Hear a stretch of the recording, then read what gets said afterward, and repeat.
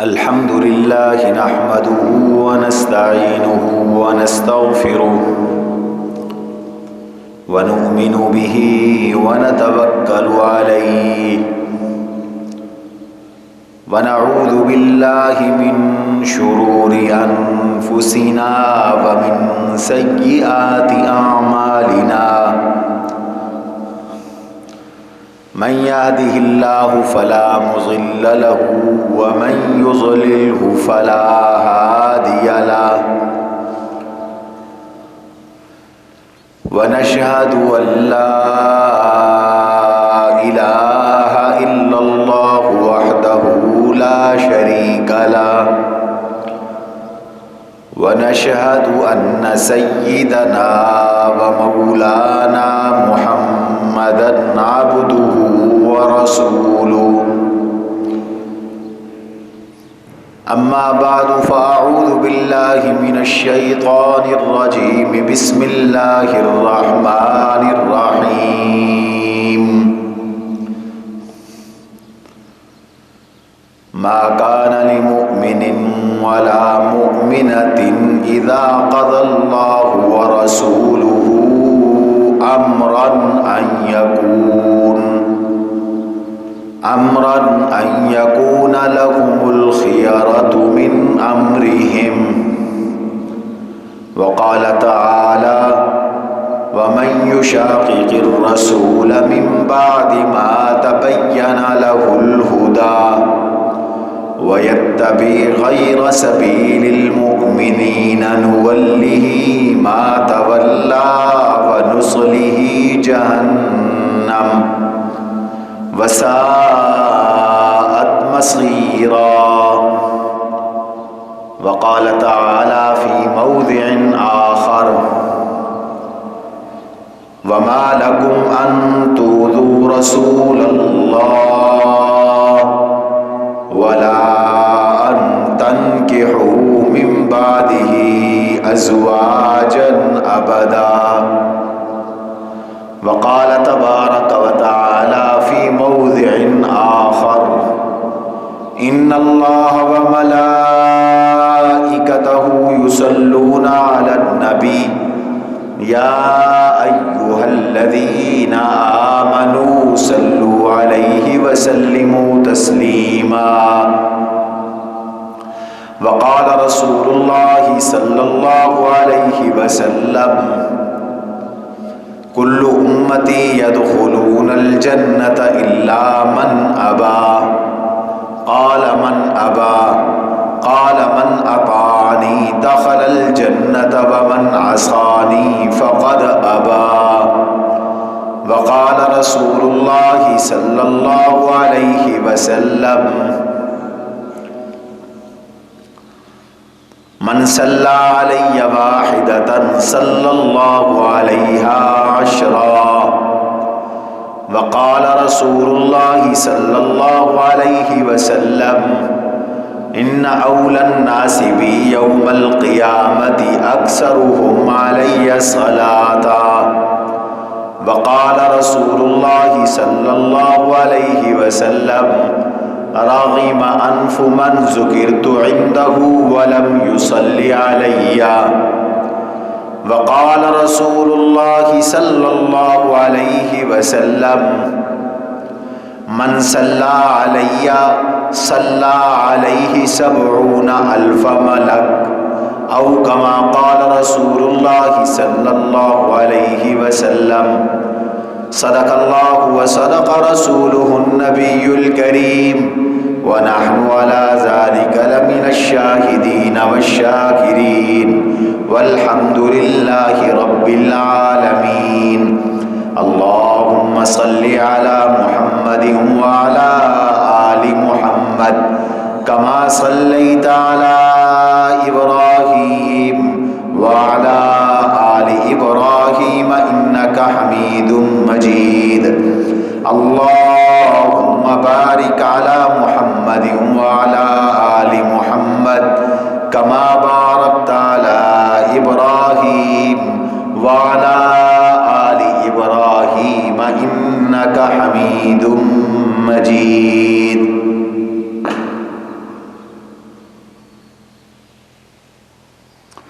گرامی قدر سامعین کرام، عزیزان مکرم،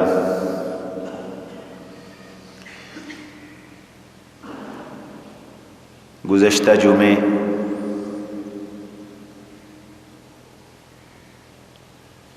حضور خاتم المرسلین شفیع المذنبین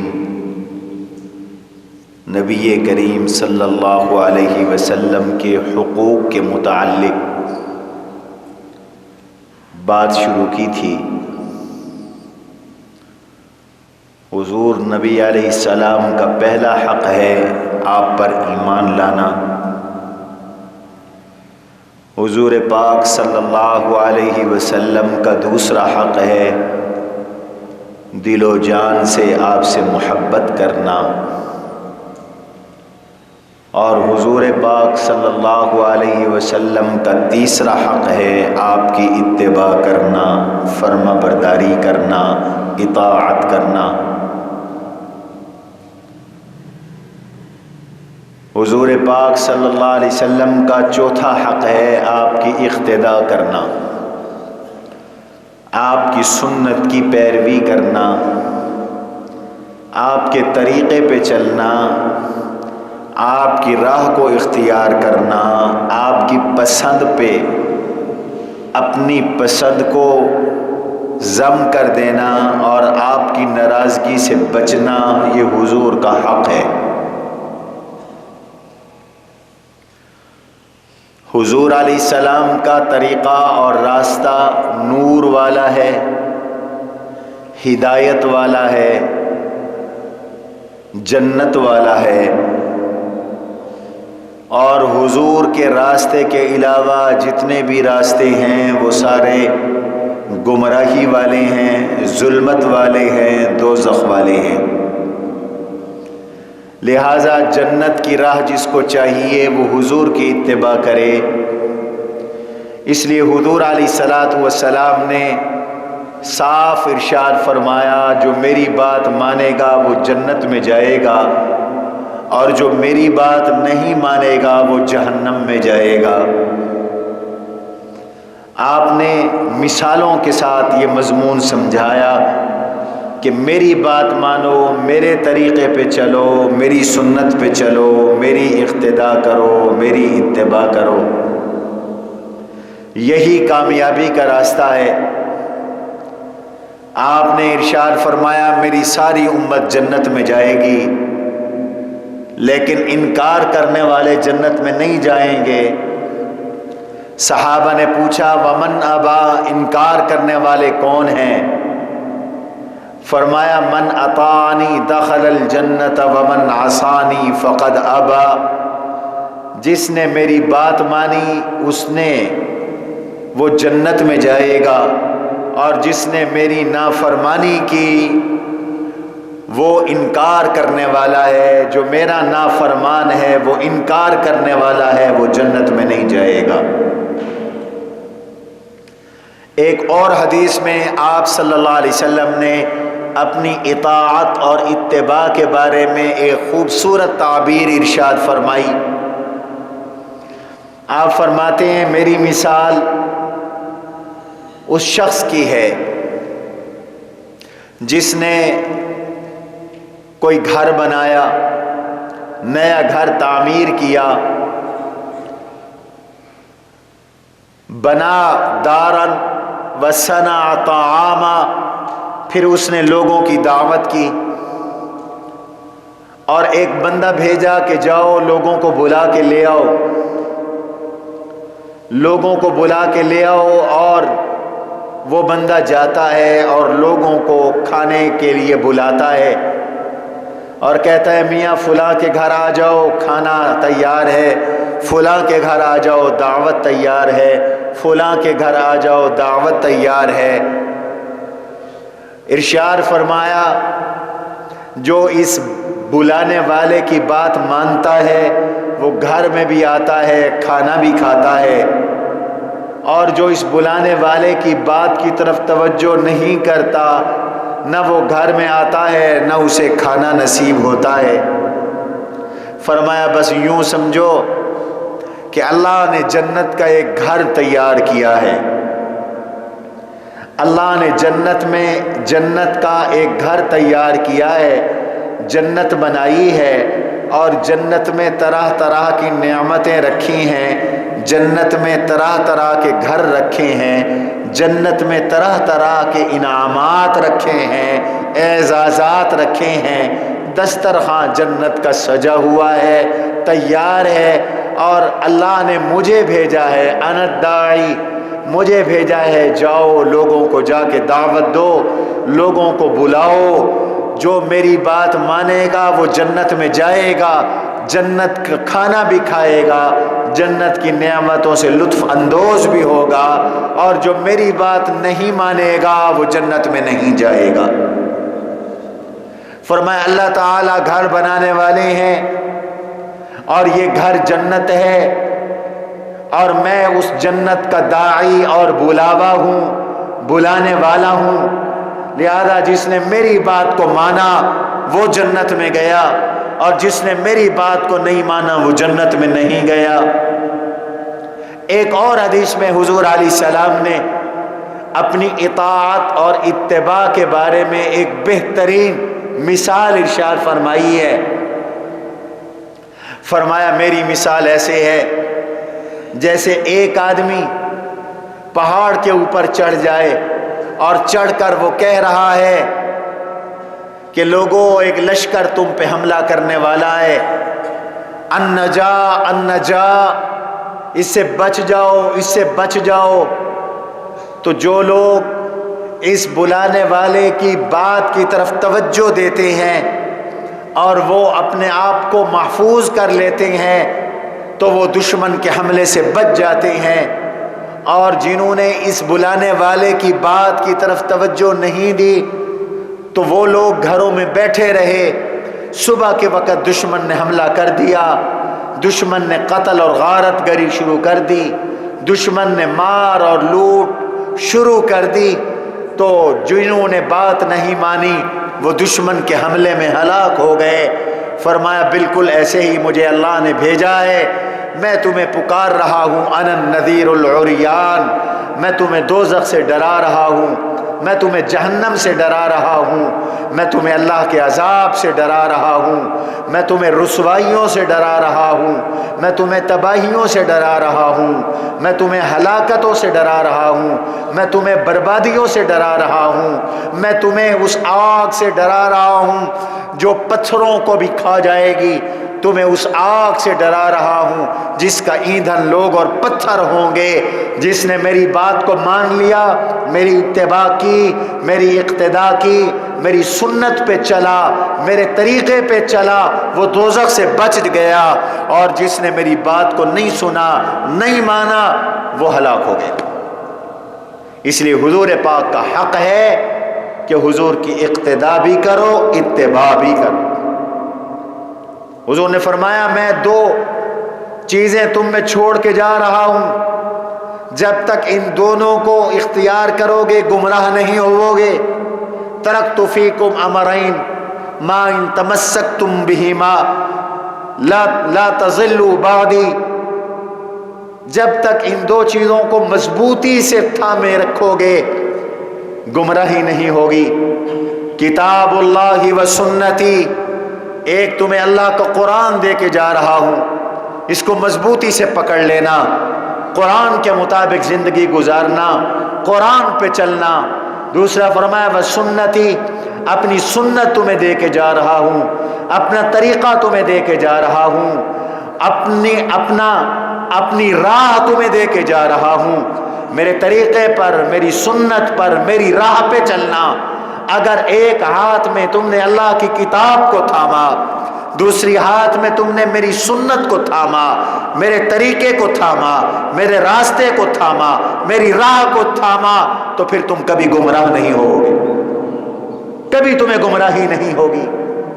حضور کا حق ہے کہ حضور کا طریقہ اختیار کرو، کھانے میں، پینے میں، پہننے میں، سونے میں، جاگنے میں، کاروبار میں، تجارت میں، زراعت میں، صنعت میں، اپنے تمام امور میں، اپنی گھریلو زندگی میں، اجتماعی زندگی میں، انفرادی زندگی میں، مملکت کے نظام میں، اپنی عدالت میں، اپنے دفتر میں، اپنے مارکیٹ میں، اپنے بازاروں میں، اپنی ملازمتوں میں، اپنی معیشت میں، اپنی معاشرت میں، اپنی ثقافت میں، اپنے تمدن میں، اور اپنی پوری دنیا کے معاملات میں حضور کے طریقے کو اختیار کرو. یہ حضور کا حق ہے. اور اگر تم حضور کا طریقہ اختیار نہیں کرتے، کل قیامت میں حضور کے مجرم بن کے اٹھو گے، اللہ کے نبی کے حق تلفی کر کے اٹھو گے. آج برادری کا طریقہ قبول ہے، نبی کا طریقہ قبول نہیں ہے. آج بدعات کو سینے سے لگایا ہوا ہے، سنتوں کو چھوڑا ہوا ہے. حضور فرماتے ہیں میری سنت کو اختیار کرو، میرے طریقے کو اختیار کرو. آپ فرماتے ہیں سنت کا پکڑ لینا اور سنت کا تھام لینا بدعت سے بہتر ہے. صحابہ فرماتے ہیں تھوڑی سی سنت کے مطابق تھوڑا سا عمل کر لو، بدعت والے ڈھیر سارے اعمال سے افضل ہیں. حضور فرماتے ہیں جس نے میری سنت کو زندہ کیا، جب وہ سنت مردہ ہو چکی ہوگی اس کو 100 شہید کا ثواب ہوگا. من تمسک سنتی عند فساد امتی فلہ اجر 100 شہید. میری ایک سنت کو زندہ کرنے پر میرا اللہ 100 شہید کا ثواب عطا کرتا ہے. اور شہید کا ثواب کتنا ہے؟ میں ایک جمعہ شہید کے اجر اور ثواب پر آپ کے سامنے بیان کر چکا ہوں کہ شہید کا اجر اور ثواب یہ ہے کہ جنت کے 100 درجے ہیں. اللہ شہید کو جنت کا اونچا درجہ جنت الفردوس عطا کرتے ہیں. شہید کا درجہ یہ ہے کہ شہید ابھی مرتا نہیں ہے، اس کی روح قفس عنصری سے پرواز نہیں کرتی، اس کی بخشش پہلے کر دی جاتی ہے، اس کو جنت میں اس کا گھر پہلے دکھا دیا جاتا ہے. وہ جب مرتا ہے تو اس کو ایسے تکلیف ہوتی ہے جیسے چیونٹی کے کاٹنے سے کسی کو تکلیف ہوتی ہے. شہید کی موت قابل رشک ہوتی ہے. کوئی مر کر دنیا میں واپس آنے کی آرزو نہیں کرے گا مومن مسلمان جنتی سوائے شہید کے.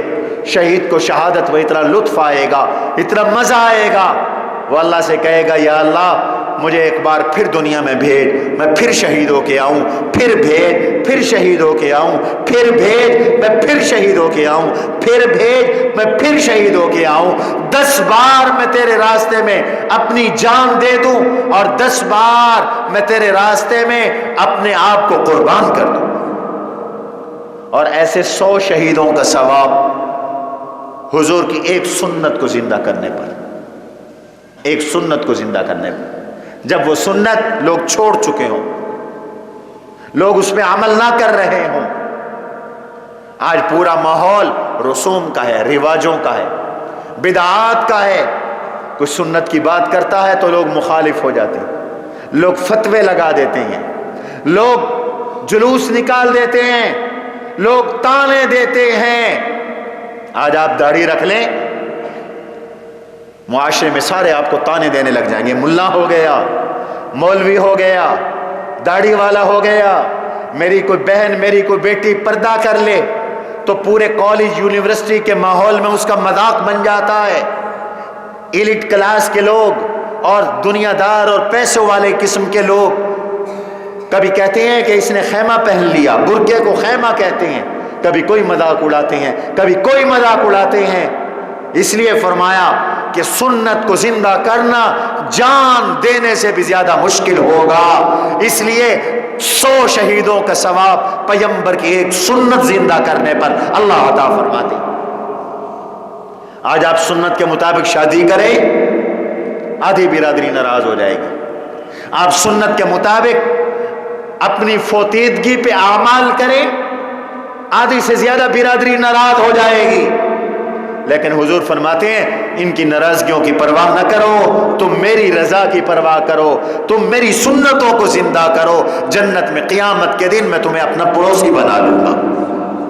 من احب سنتی فقد احبنی ومن احبنی کان معی فی الجنہ۔ آقا فرماتے ہیں جس نے میری سنت سے پیار کیا اس نے مجھ سے پیار کیا، جس نے مجھ سے پیار کیا وہ جنت میں میرے ساتھ ہوگا، وہ جنت میں میرا رفیق ہوگا۔ ایک سنت ہے، ایک بدعت ہے۔ لوگ سنت کو چھوڑتے ہیں، بدعت کو اختیار کرتے ہیں۔ فرمایا کل بدعت ضلالہ، بدعت گمراہی کا نام ہے، سنت ہدایت کا نام ہے۔ بدعت کیا ہے؟ دین کا جو کام حضور نے نہیں کیا، صحابہ نے نہیں کیا، آپ نے صحابہ سے نہیں کروایا، اس کو دین سمجھ کر کرو تو یہ بدعت ہے، اس کو بدعت کہتے ہیں۔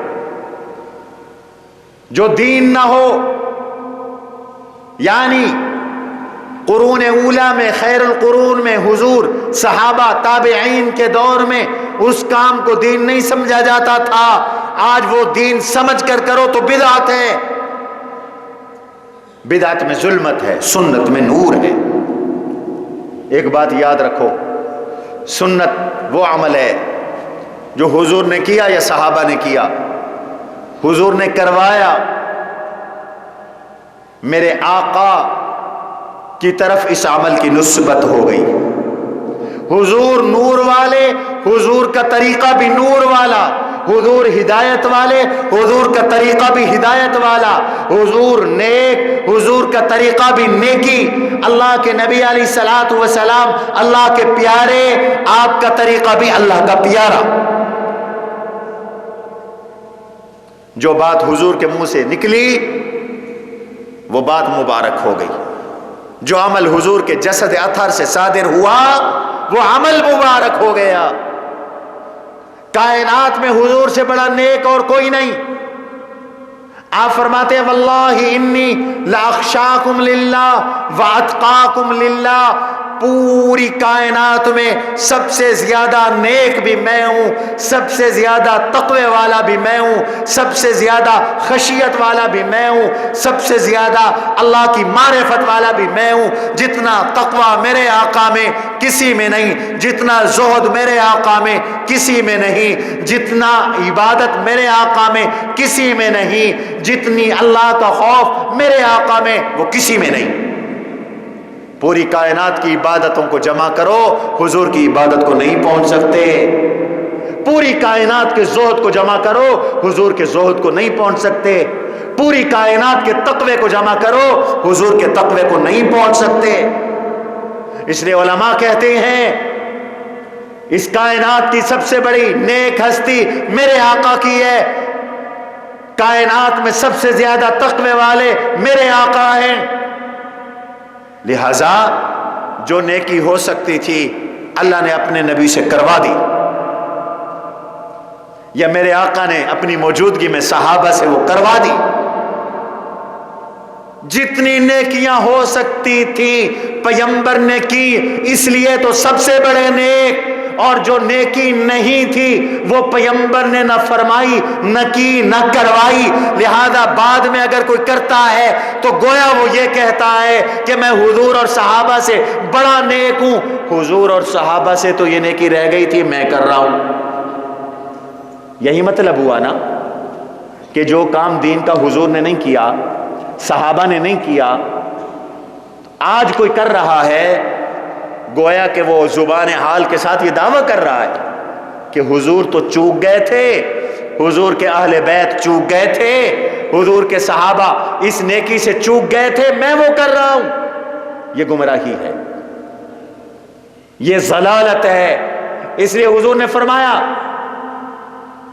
ایاکم محدثات الامور فإن كل محدثة بدعة وكل بدعة ضلالة۔ یہ خطبے میں سنتے ہو، اس سے پہلے فرمایا علیکم بسنتی و سنت الخلفاء الراشدین المہدیین تمسکوا بها وعضوا علیہا بالنواجذ. میرے امتیوں، میری سنت کو مضبوطی سے پکڑ لینا. بعض کام میں خود کروں گا، بعض کام مجھ سے سیکھ کر میرے خلفاء راشدین ابو بکر صدیق، عمر فاروق، عثمان غنی، علی المرتضی رضوان اللہ علیہم اجمعین، یہ میرے خلفاء راشدین کریں گے. یہ جو خلفاء راشدین ہیں ان کی سنت کو بھی اختیار کرنا، میری سنت کو بھی اختیار کرنا، میرے راستے پہ بھی چلنا، خلفاء راشدین کے راستے پہ بھی چلنا. جس نے میرے راستے کو اختیار کیا یا خلفاء راشدین کے راستے کو اختیار کیا، ایک ہی بات ہے، اس نے حضور کی سنت کو اختیار کیا. علیکم بسنتی وسنت الخلفاء الراشدین المہدیین تمسکوا بها وعضوا علیہا بالنواجذ. حضور کے طریقے کو، ابو بکر، عمر، عثمان و علی کے طریقے کو مضبوطی سے پکڑ لینا. کوئی تم سے چھڑوا نہ دے، کوئی تم سے میری سنت نہ چھڑوا دے، کوئی تم سے خلفاء راشدین کا طریقہ نہ چھڑوا دے. بڑے بڑے چھڑوانے کے لیے اٹھیں گے، دعوے کریں گے، اپنے آپ کو اہل حق کہیں گے، وہ تم سے صحابہ کا طریقہ چھڑوائیں گے، اہل بیت کا طریقہ چھڑوائیں گے، میرا طریقہ چھڑوائیں گے. خبردار، نہ صحابہ کا طریقہ چھوڑنا، نہ اہل بیت کا طریقہ چھوڑنا، نہ میرا طریقہ چھوڑنا. تمسکوا بها، مضبوطی سے پکڑ لینا. وعضوا علیہا بالنواجذ، جس طرح داڑھ کے نیچے کسی چیز کو دیکھ کر اس کو قابو کر لیا جاتا ہے، میرے طریقے کو، میرے صحابہ کے طریقوں کو قابو کر لینا، میرے طریقے کو قابو کر لینا، میرے صحابہ کے طریقے کو قابو کر لینا. وَإِيَّاكُمْ وَمُحْدَثَاتِ الْأُمُورِ، اگلا جملے میں مزید وضاحت کر دی. دین حضور کے زمانے میں آیا، مکمل ہو گیا. آج آیا یا حضور کے زمانے میں آیا؟ بتاؤ. مجھ پر مکمل ہوا، آپ پر ہوا یا حضور پر ہوا؟ حضور پہ.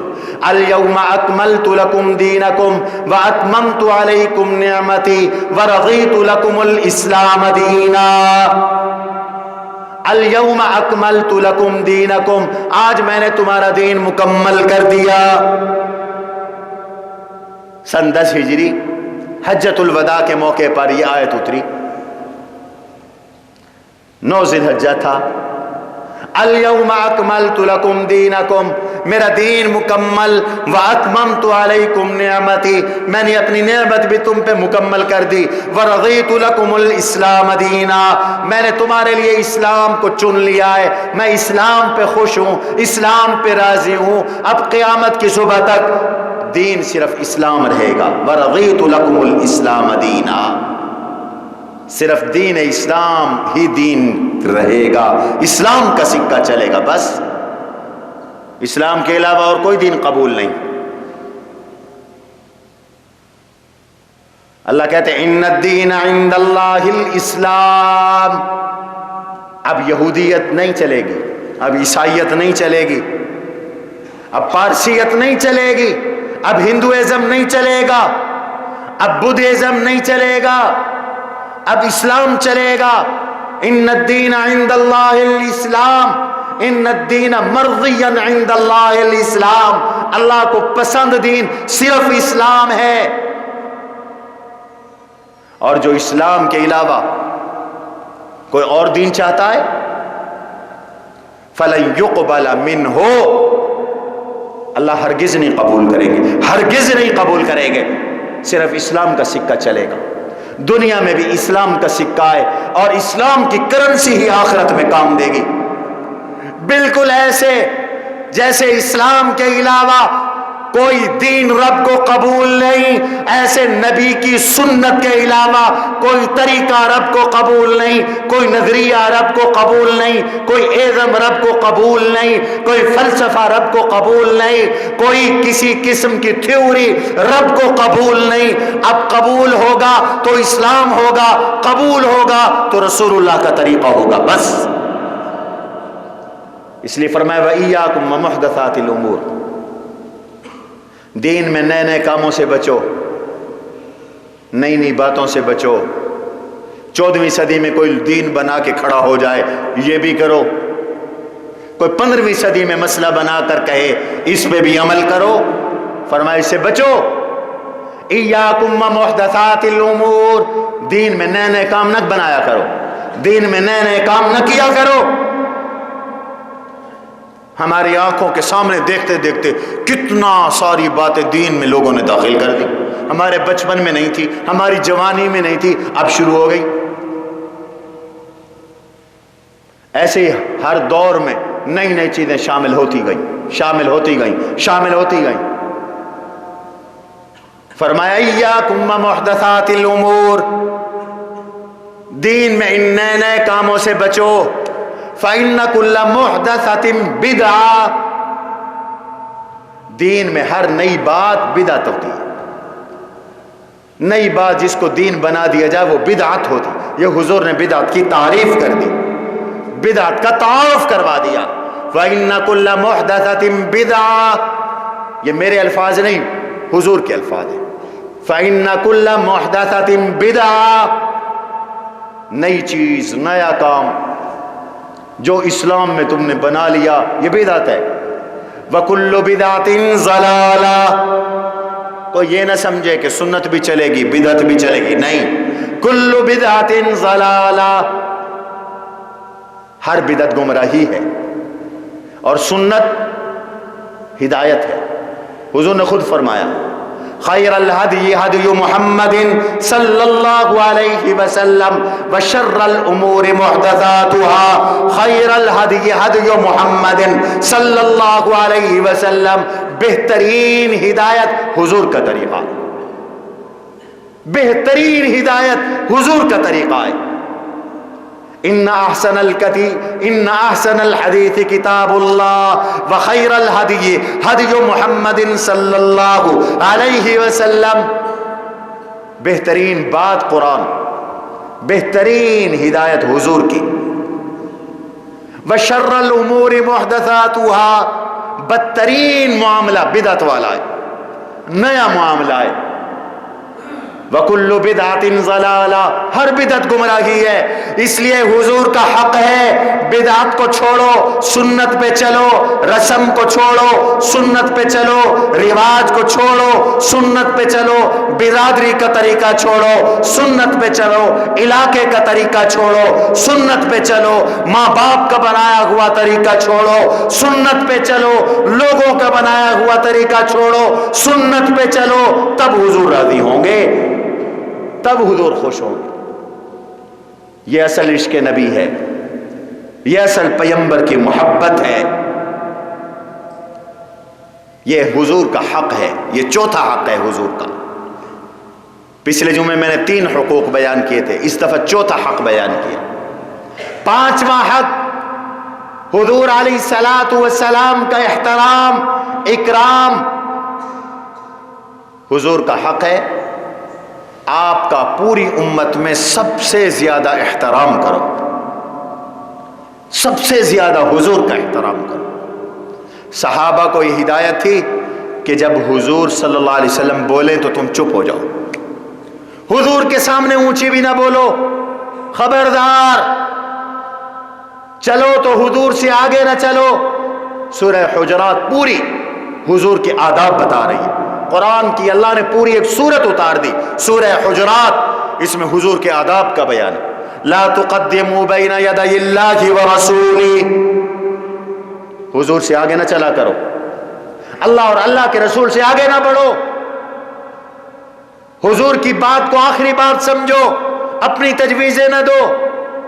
لا ترفعوا اصواتکم فوق صوت النبی ولا تجہروا له بالقول کجہر بعضکم بعضا. یہ حضور کا ادب ہے.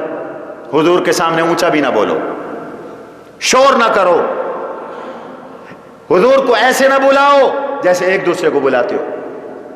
لا تجعلوا دعاء الرسول كدعاء بعضكم بعضا ان تحبط اعمالكم. حضور کی ذرا سی توہین ہو گئی، تمہاری زندگی کی تمام نیکیاں، حتیٰ کہ تمہارا حج، تمہاری نمازیں، تمہارے روزے، تمہاری زکاتیں، تمہارے صدقے، تمہاری خیراتیں، تمہارا علم، تمہارا عمل، سب کچھ برباد ہو جائے گا. اللہ برباد کر دیں گے سب کچھ کو اگر ادنا سی توہین ہو گئی حضور کی. حضور کی توہین سے بچو، یہ حضور کا حق ہے. حضور کا احترام کرو، اکرام کرو، توہین سے بچو. کچھ لوگ نئے نئے مسلمان ہو کر آئے، حضور اپنے حجرے میں، اپنے گھر میں امی عائشہ کے حجرے میں تھے یا کسی زوجہ کے حجرے میں تھے. انہیں ابھی آداب کا پتہ نہیں تھا، نئے نئے مسلمان ہوئے تھے. انہوں نے کیا کیا؟ باہر کھڑے ہو گئے اور کھڑے ہو کر آوازیں دینا شروع کر دی. یا محمد اخرج الینا، یا محمد اخرج الینا، محمد باہر آؤ، محمد باہر آؤ، ہمیں آپ سے کام ہے. جیسے ہم ایک دوسرے کے پاس جاتے ہیں، کنڈی بجاتے ہیں، کہتے ہیں فلانے کو بھیجو. حضور کے آرام کا وقت تھا. عام آدمی کے بارے میں بھی ادب یہ ہے. آج کل ہم آداب سے خالی ہوتے جا رہے ہیں چونکہ دین نہیں ہے زندگیوں میں، اس لیے آداب بھی نہیں ہے. الدین کلہ ادب، ادب دین سکھاتا ہے. جتنا جس میں دین ہوگا اتنا ادب ہوگا.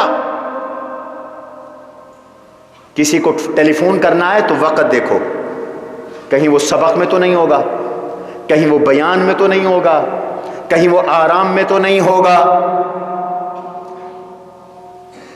کہیں وہ کسی مصروفیت میں تو نہیں ہوگا. یہ سوچ کر فون کرو.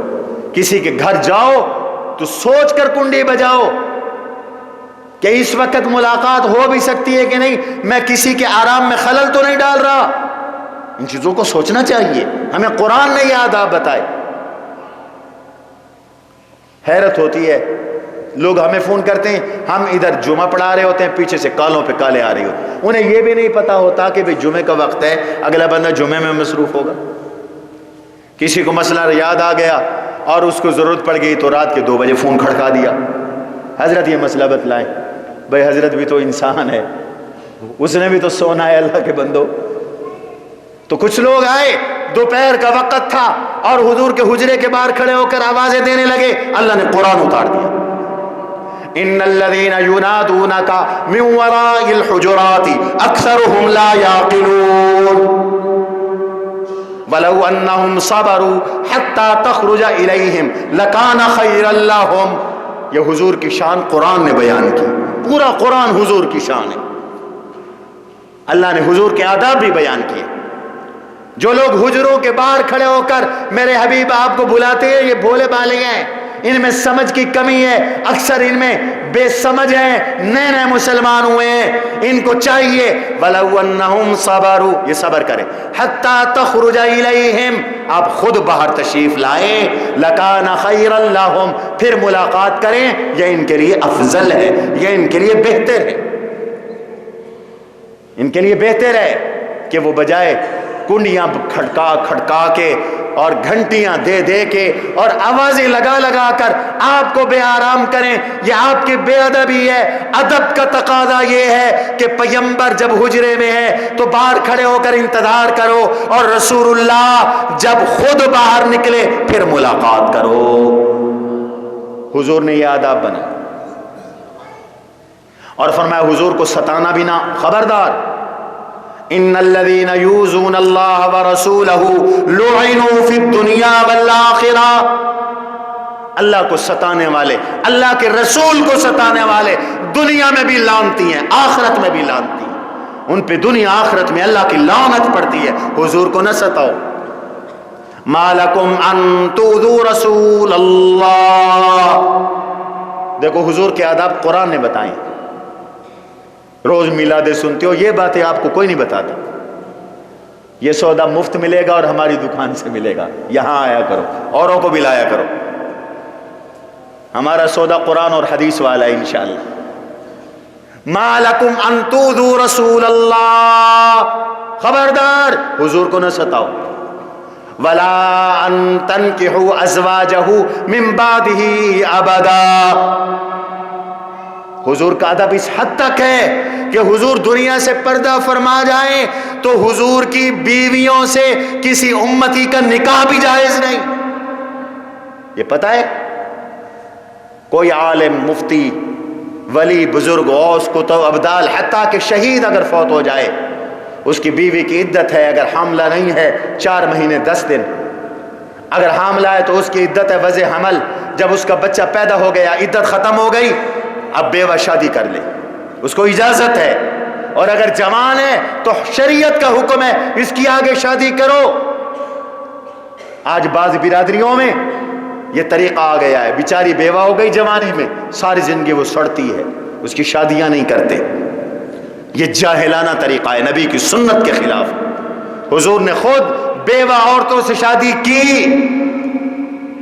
حضور کی کتنی گھر والیاں ہیں جو بیوہ ہیں، کتنی گھر والیاں ہیں جو مطلقہ ہیں.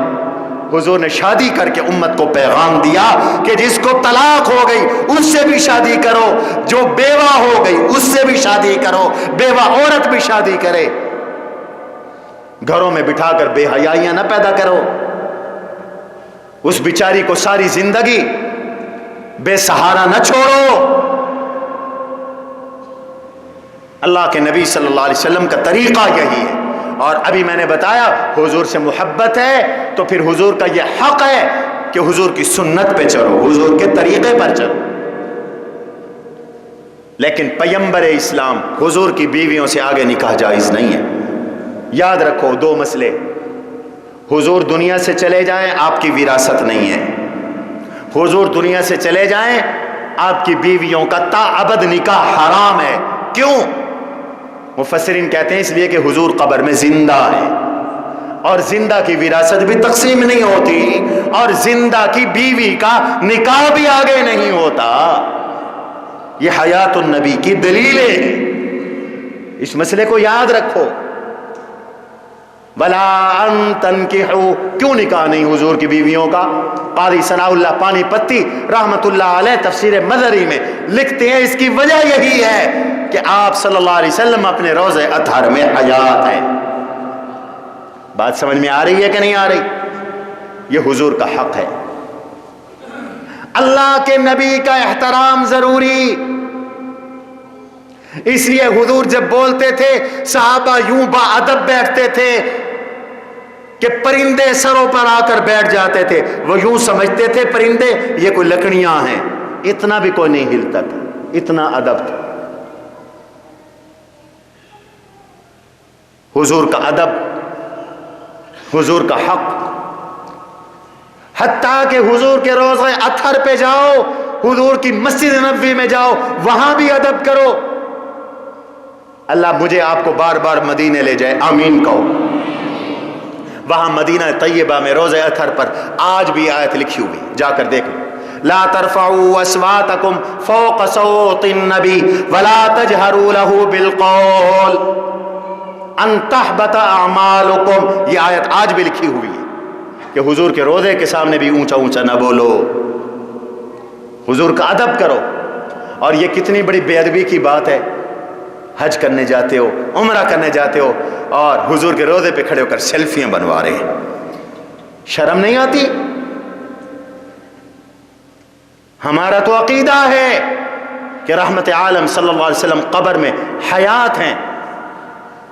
اور کیا خبر اللہ تمہیں دکھا رہے ہوں اور حضور تمہیں دیکھ رہے ہوں اور اللہ کے نبی اس حالت میں تمہیں دیکھ لیں کہ تم اپنی سیلفیاں بنا رہے ہو اور تمہارا درود وہ منہ پہ پھینک دے کہ سیلفیاں بنانے کے لیے تو میرے روزے پہ آیا تھا یا مجھ پہ سلام بھیجنے کے لیے میرے روزے پہ آیا تھا، تو تیرا حج برباد، عمرہ برباد ہو جائے گا. اس لیے ان عادتوں کو چھوڑو، ادب کا خیال کرو. میرے اکابر کا تو حال یہ تھا کہ جب روزہ اطہر پہ جاتے تو ادب کی وجہ سے ان کی آنکھوں سے آنسو چھلک رہے ہوتے، گردن جھکی ہوئی ہوتی، رنگ پیلا زرد ہوتا، یہ خطرہ ہوتا کہ کہیں حضور کی بے ادبی نہ ہو جائے۔ کئیوں کو وہاں دیکھا روضہ اطہر پر جوتا ہاتھ میں اور کھڑے ہو کے سلام عرض کر رہے، لا حول ولا قوت الا باللہ، یہ بھی حضور کے ادب کے خلاف ہے۔ علماء نے لکھا ہے جیسے اللہ کے نبی علیہ السلام کا آپ کے دنیا میں ہوتے ہوئے ادب تھا، ایسے حضور کے دنیا سے جانے کے بعد حضور کا ادب ہے۔ حضور کا ادب بچا لاؤ۔ حضور کی کوئی حدیث سامنے آ جائے تو ادب سے کھڑے ہو جاؤ۔ امام مالک رحمۃ اللہ علیہ محدث تھے، حدیث پڑھاتے تھے۔ ایک مرتبہ حدیث پڑھا رہے تھے، ادب اتنا ہے، حدیث پڑھا رہے تھے، چہرے کا رنگ بدل گیا، فک ہو گیا، زرد ہو گیا۔ دوبارہ اس کیفیت، تیسری بار یہ کیفیت، چوتھی بار یہ کیفیت، لیکن حدیث کا درس بند نہیں کیا، آرام سے بیٹھے حدیث پڑھا رہی۔ سبق ختم ہوا کہ شاگرد سے کہا میری پیٹھ سے کپڑا ہٹاؤ۔ پیٹھ سے کپڑا ہٹایا تو بھیڑ نے 17 ڈنگ مارے ہوئے تھے، 17 ڈنگ۔ شاگردوں نے کہا استاد جی آپ نے پہلی دفعہ ہی کیوں نہیں بتا دیا؟ فرمایا میں نبی کی حدیث پڑھا رہا تھا، اور حضور کی حدیث پڑھانا اور بیان کرنا ایسے ہے جیسے حضور بول رہے ہوں اور حضور کا ادب ہے، تو میرے ادب نے اجازت نہیں دی، میں ڈنگ سہتا رہا، میں درد سہتا رہا، میں تکلیف سہتا رہا، میں نے حدیث کی بے ادبی نہیں کی۔ با ادب با نصیب، بے ادب بے نصیب۔ ادب کرو۔ حضور کی حدیث کا بھی ادب ہے، حضور کے مدینے کا بھی ادب ہے۔ امام مالک مدینہ میں رہے ساری زندگی، پتہ ہے کتنا مدینے کا ادب کرتے تھے؟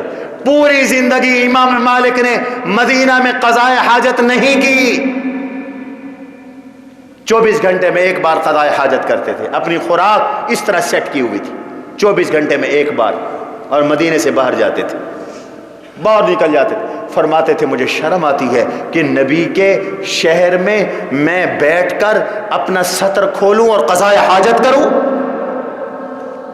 کتنے ہم نے ایسے بزرگوں کے قصے سنے، میرے حجت الاسلام مولانا محمد قاسم نانوتوی رحمت اللہ علیہ ہندوستان سے دارالعلوم دیوبند کے بانی حج کرنے جاتے تھے، وہ زمانہ گاڑیوں کا نہیں تھا، پیدل مکے سے مدینے آنا ہوتا تھا یا اونٹوں پہ آنا ہوتا تھا۔ جہاں سے گنبد خضرا نظر آنے لگتا، سواری سے اتر کر پیدل جوتا اتار کر پہاڑوں پر پتھریلی زمینوں پر پیدل چلنا شروع کر دیتے۔ فرماتے مجھے حیا آتی ہے کہ جہاں نبی کا قدم پڑا ہو وہاں قاسم کا قدم جوتے کے ساتھ آ جائے۔ یہ ذوق کی بات ہے۔ میں نے کئی بزرگوں کے بارے میں پڑھا کہ روزہ اطہر پر اپنی داڑھی سے جھاڑو لگاتے تھے، ادب کی وجہ سے، ادب کی وجہ سے۔ ہمارے شیخ الاسلام مولانا سید حسین احمد مدنی رحمت اللہ علیہ نے 16.5 سال حضور کے روضے کے سامنے بیٹھ کر حدیث پڑھائی، اور جب روزہ اطہر کے سامنے گزرتے تو فرماتے سلامت رہے تیرے روزے کا منظر، سلامت رہے تیرے روزے کی جالی، ہمیں بھی عطا ہو وہ شوق بوزر، ہمیں بھی عطا ہو وہ جذبہ بلالی۔ سلامت رہے تیرے روزے کا منظر، سلامت رہے تیرے روزے کی جالی، ہمیں بھی عطا ہو وہ شوق ابوذر، ہمیں بھی عطا ہو وہ جذبہ بلالی۔ اللہ ہم سب کو حضور کا ادب نصیب فرمائے۔ حضور کا ادب، حضور کے گھر والوں کا ادب، حضور کے اہل بیت کا ادب، حضور کے صحابہ کا ادب، حضور کی حدیث کا ادب، حضور کی مسجد کا ادب، حضور کے مدینے کا ادب، ان سب چیزوں کا ادب کرنا ہے۔ اللہ ہم سب سے راضی ہو اور حضور کے آداب کی توفیق نصیب فرمائے۔ حضور کا ایک حق باقی رہ گیا ہے، حضور پہ درود پاک پڑھنا، اس پر انشاءاللہ اگلے جمعے بات ہوگی، اور درود پر میں تفصیلی بات کروں گا، ذرا جلدی آنا، آپ حیران ہوں گے کہ درود پڑھنا کتنی کمال کی چیز ہے۔ اللہ مجھے اور آپ کو عمل کی توفیق نصیب فرمائے۔ وما علینا الا البلاغ۔ 1 منٹ بیٹھ جاؤ بھائی، آپ حضرات کے علم میں کہ آپ کی یہ مسجد اب شہر کی مرکزی مسجد ہے کہ نہیں؟ کتنا بڑا اجتماع ہوتا ہے یہاں 5 نمازوں میں، جمعے کے اندر 110 فٹ لمبا اس کا ایک صف، لمبی 110 فٹ ہے، اور کتنی صفیں ہیں ماشاءاللہ. یہ مرکزی مسجد ہے اور آپ کی مسجد ہے. یہ جولائی سے اب تک مسلسل آپ کی اس مسجد میں کام ہو رہا ہے. آپ حضرات دیکھ رہے ہیں, یعنی جب کرونا شروع ہوا تھا, بلکہ جولائی سے بھی پہلے, مارچ اپریل میں لاک ڈاؤن ہوا, اس وقت سے آپ دیکھ رہے ہیں یہاں کام شروع ہے. الحمدللہ بہت سارے کام ہو گئے. مسجد کے برآمدے کی ٹائلیں لگ گئیں, فرنٹ کی ٹائلیں لگ گئیں, واش روم نئے بن گئے, وضو خانہ نیا بن گیا, واش روم وضو خانے پہ بہترین ٹائلیں لگ گئی, فٹنگ نہیں ہو گئی, بجلی کی فٹنگ نہیں ہو گئی, فرش ٹوٹ گیا تھا, صحن کا فرش نیا بن گیا, پینٹ باقی تھا, پینٹ شروع ہے. کل میں نے اپنے جامعہ سے مسجد کے اکاؤنٹ سے حساب نکلوایا تو یہ میرے ہاتھ میں ہے. اس عرصے میں آپ کی اس مسجد پر 25,87,399 روپے خرچ ہوئے. کتنے؟ بولو تو صحیح. 25,87,399 روپے خرچ ہوئے ہیں. یہ تفصیل میرے ہاتھ میں.